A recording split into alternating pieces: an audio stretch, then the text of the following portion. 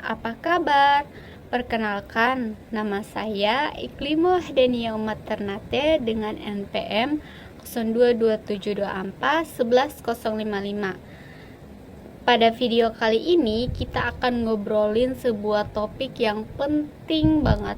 Bukan cuma buat mahasiswa ekonomi atau keuangan, tapi juga buat siapapun yang hidup di tengah sistem ekonomi modern. Topik yang akan kita bahas adalah teori keuangan dan perbankan syariah, lengkap dengan prinsip dan penerapannya dalam kehidupan nyata. Mungkin kalian sudah sering dengar istilah seperti riba, mudharabah, atau bank syariah. Tapi apakah kalian benar-benar tahu perbedaan antara sistem keuangan syariah dan sistem konvensional? Dan bagaimana sistem ini bisa berjalan tanpa melanggar aturan Islam? Nah, di video ini kita bakal bahas semuanya dengan cara yang santai dan mudah dipahami.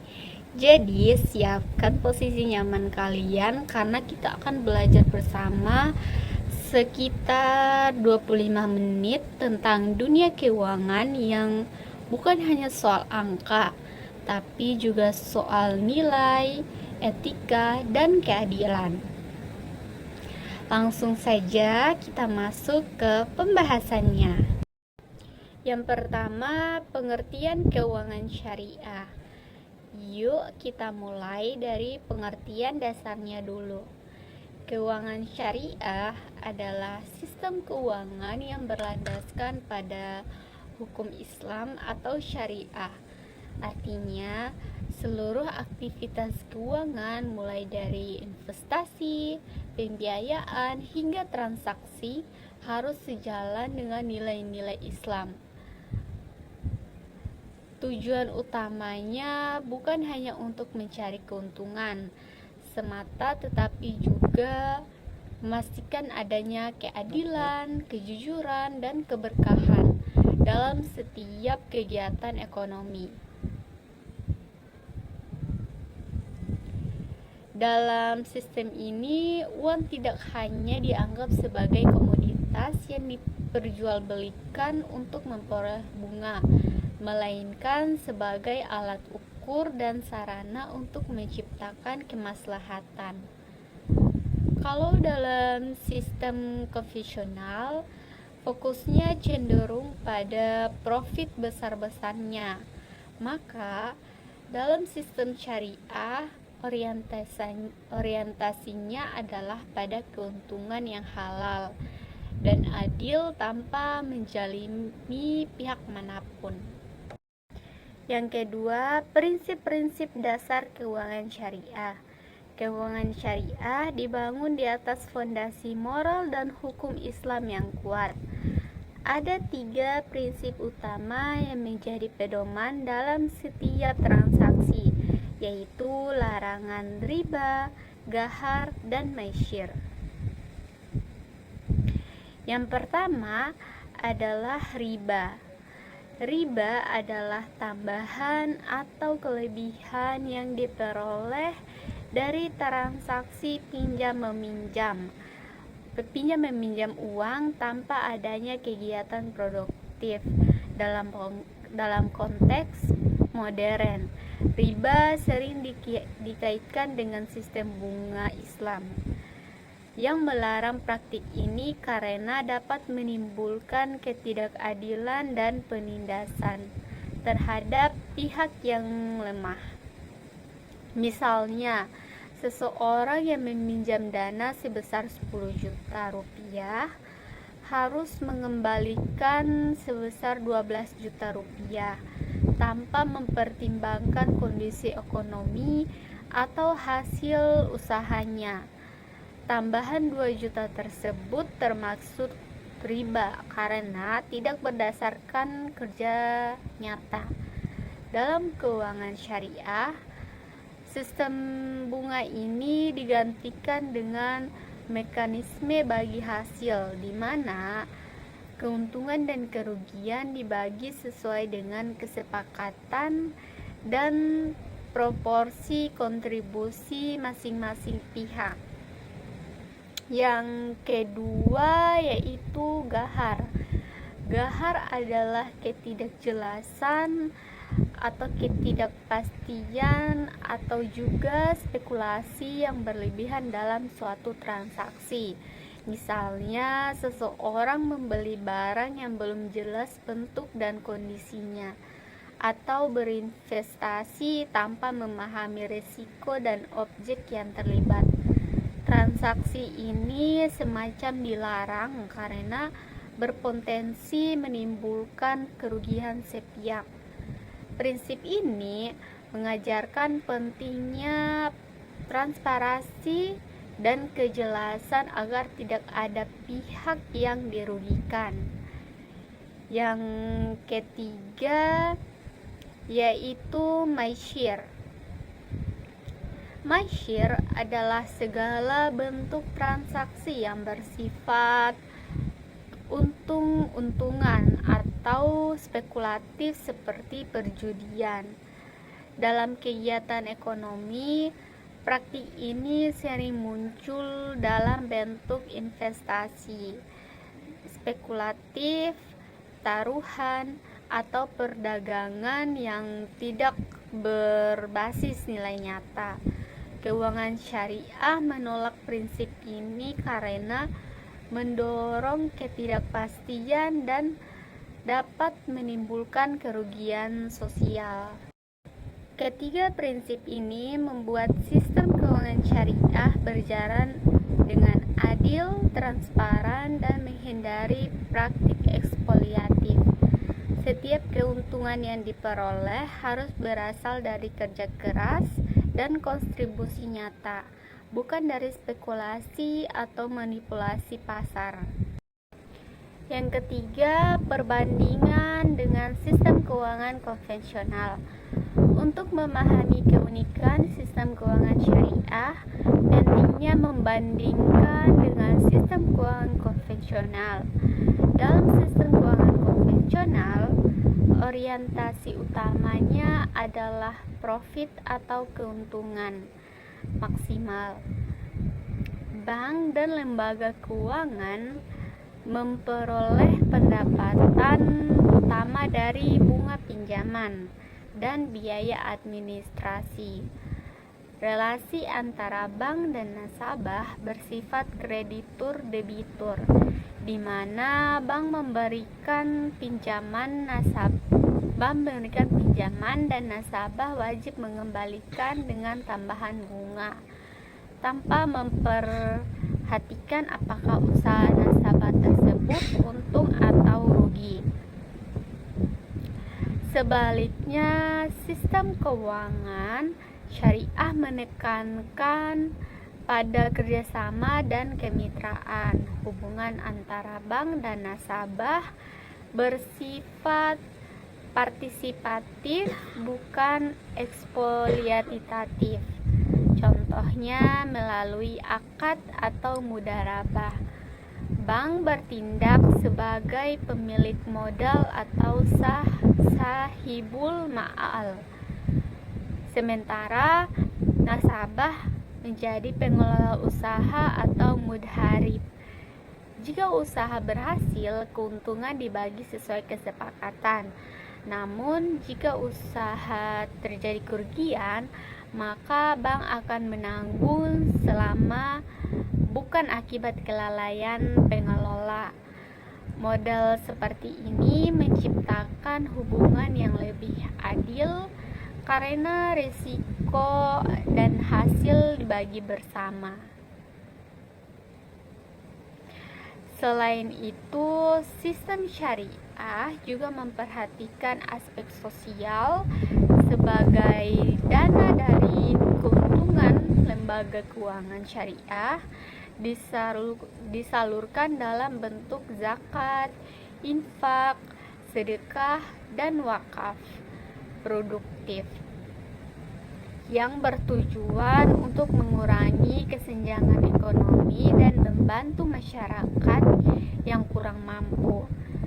Dengan demikian, sistem ini tidak hanya menekankan pertumbuhan ekonomi, tetapi juga distribusi keadilan sosial. Yang keempat, instrumen dalam keuangan syariah. Sistem keuangan syariah memiliki berbagai instrumen atau produk yang disesuaikan dengan prinsip Islam. Beberapa di antaranya adalah yang pertama, mudharabah atau bagi hasil.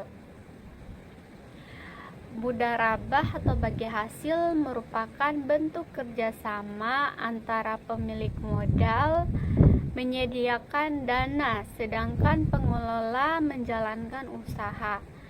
Keuntungannya dibagi berdasarkan nisbah yang disepakati, sedangkan kerugian ditanggung oleh pemilik modal selama bukan karena kelalaian pengelola. Yang kedua yaitu musyarakah atau kemitraan modal. Musyarakah atau kemitraan modal dalam akad ini adalah dua pihak atau lebih menyatukan modal dan berperan aktif dalam usaha. Keuntungan dan kerugian dibagi sesuai proporsi modal. Musyarakah sering digunakan dalam proyek investasi bersama atau pembiayaan bisnis jangka panjang. Yang ketiga yaitu murabahah atau jual beli dengan margin atau keuntungan. Dalam akad ini, bank membeli barang yang dibutuhkan nasabah dan menjualnya kembali dengan harga yang telah ditambah margin atau keuntungan yang disepakati. Akad ini umum digunakan untuk pembiayaan kendaraan, rumah, atau alat usaha. Yang keempat, ijarah atau sewa menyewa. Akad sewa dalam sistem syariah di mana pihak penyewa membayar imbalan atas penggunaan barang dan atau jasa tanpa adanya kepemilikan. Contohnya adalah pembiayaan alat produksi atau properti dengan sistem sewa jangka panjang. Yang kelima yaitu qaradul hasan atau pinjaman kebajikan. Merupakan pinjaman tanpa bunga yang diberikan untuk tujuan sosial seperti membantu usaha kecil atau masyarakat yang membutuhkan. Pengembalian hanya sebatas pokok pinjaman tanpa tambahan keuntungan.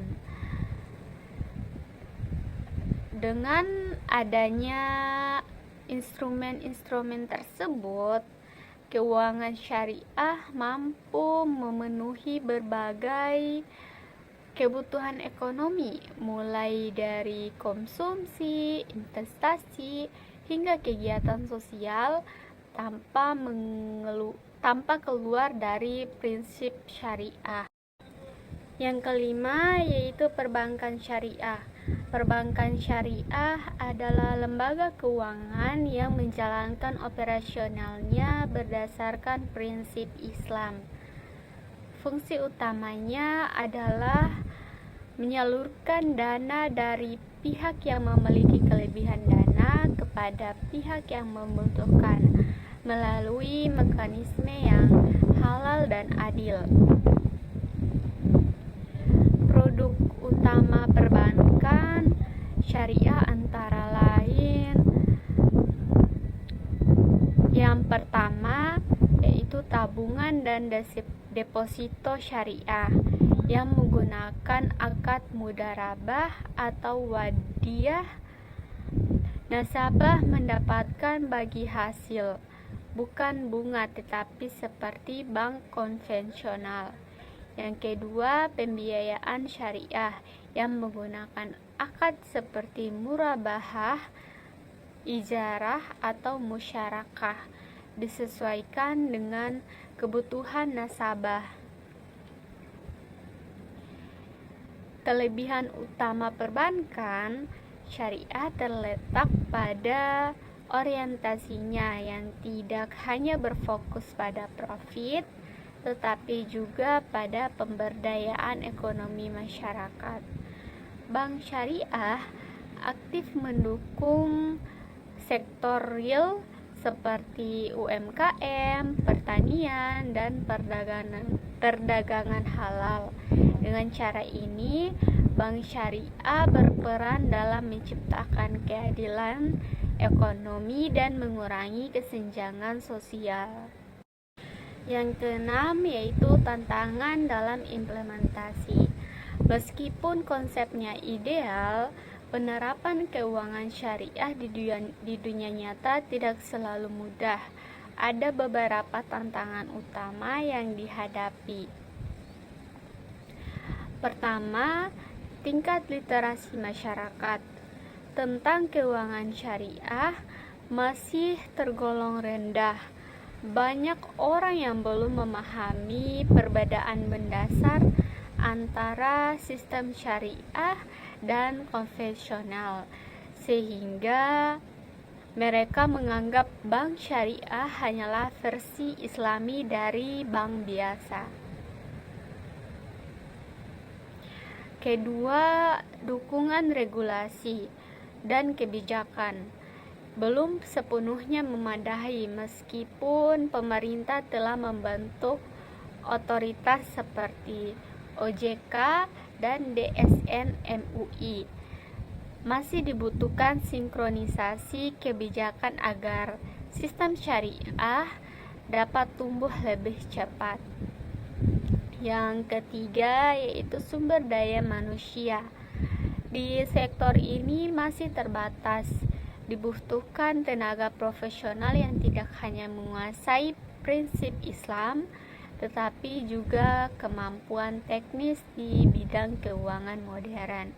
Selain itu, persaingan dengan lembaga konvensional yang sudah lebih mapan dan menjadi tantangan tersendiri. Bank syariah mampu berinovasi dan memberikan pelayanan yang kompetitif agar menarik minat masyarakat luas. Bagian ketujuh, regulasi dan kebijakan. Dalam mengembangkan sistem keuangan syariah, regulasi memiliki peran yang sangat penting. Tanpa sadar hukum yang kuat, lembaga keuangan syariah akan sulit membangun kepercayaan publik.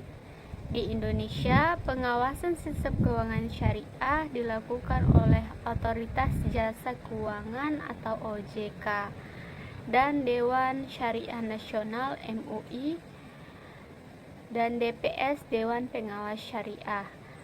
Ditempatkan di setiap lembaga keuangan untuk memastikan bahwa setiap kegiatan sesuai dengan prinsip syariah. Selain itu, pemerintah juga mengeluarkan berbagai kebijakan yang memperkuat industri ini seperti standar akad, penguatan ekosistem halal, dan dukungan terhadap lembaga wakaf serta zakat produktif. Regulasi yang kuat memastikan bahwa kegiatan syariah berjalan aman, transparan, dan tetap relevan dengan sistem keuangan global. Yang ke-8, peran teknologi dalam keuangan syariah. Perkembangan teknologi membawa pengaruh besar terhadap dunia keuangan, termasuk keuangan syariah. Munculnya financial technology atau fintech berbasis syariah menjadi tonggak baru dalam memperluas akses masyarakat terhadap layanan keuangan halal. Kini, banyak platform digital yang menawarkan layanan tabungan investasi, pembiayaan, hingga donasi berbasis syariah. Contohnya, platform peer-to-peer lending syariah yang mempertemukan investor dan pelaku UMKM tanpa bunga, melainkan dengan sistem bagi hasil. Ada juga aplikasi zakat dan wakaf digital yang memudahkan masyarakat beramal secara praktis dan transparan. Pemanfaatan teknologi ini membantu mempercepat siklus keuangan, khususnya di kalangan generasi muda. Mereka dapat belajar dan berpartisipasi dalam ekonomi syariah dengan cara yang lebih modern dan mudah diakses. Yang kesembilan, studi kasus. Keuangan syariah bukan hanya teori, tetapi sudah terbukti memberikan dampak yang nyata di banyak negara. Contohnya di Indonesia dan Malaysia. Lembaga keuangan mikro syariah berhasil meningkatkan kesejahteraan masyarakat kecil melalui skema mudharabah dan qardul hasan. Pelaku UMKM dapat memperoleh modal tanpa terjerat bunga tinggi. Selain itu, pengelolaan wakaf produktif juga menunjukkan hasil yang sangat signifikan. Tanah atau aset wakaf dikelola untuk kegiatan produksi seperti pembangunan sekolah, klinik, dan usaha sosial. Hasilnya digunakan untuk kepentingan masyarakat luas. Dengan cara ini, keuangan syariah bukan hanya menjadi sistem ekonomi, tetapi juga instrumen pemberdayaan sosial yang berkelanjutan. Ketiga prinsip ini membuat sistem keuangan syariah berjalan dengan adil, transparan, dan menghindari praktik ekspoliatif. Setiap keuntungan yang diperoleh harus berasal dari kerja keras dan kontribusi nyata, bukan dari spekulasi atau manipulasi pasar. Secara keseluruhan, teori keuangan dan perbankan syariah menunjukkan bahwa sistem ekonomi Islam menawarkan pendekatan yang seimbang antara aspek material dan spiritual. Keuangan syariah tidak hanya menolak riba, tetapi juga mendorong keadilan, transparansi, dan keberlanjutan. Dalam dunia yang seringkali didominasi oleh orientasi keuntungan, sistem ini menghadirkan nilai moral dan kemanusiaan yang kuat, menempatkan kesejahteraan masyarakat di atas kepentingan individu semata. Dengan memahami prinsip dan penerapannya, diharapkan masyarakat dapat mengelola keuangan dengan cara yang lebih etis, adil, dan membawa keberkahan. Kedepannya keuangan syariah memiliki potensi besar untuk terus berkembang, terutama dengan dukungan teknologi digital, kebijakan pemerintah, dan peningkatan literasi masyarakat. Dengan sinergi antara nilai-nilai Islam dan inovasi modern, sistem ini tidak hanya relevan bagi umat muslim, tetapi juga siapapun yang mendapatkan sistem ekonomi yang berkeadilan dan berkelanjutan. Nah, itu dia tadi pembahasan kita tentang teori keuangan dan perbankan syariah. Semoga setelah kalian menonton video ini, kalian jadi lebih paham tentang bagaimana Islam mengatur urusan keuangan dengan cara yang bijak dan berkeadilan. Kalau kalian suka konten seperti ini, jangan lupa like, comment, and subscribe ya. Dan kalau kalian punya pertanyaan atau ide topik lain yang pengen dibahas, tulis aja di kolom komentar. Sampai jumpa di video berikutnya, dan semoga ilmu hari ini bermanfaat buat kehidupan kita semua.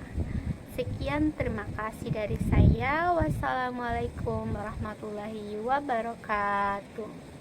Bye bye.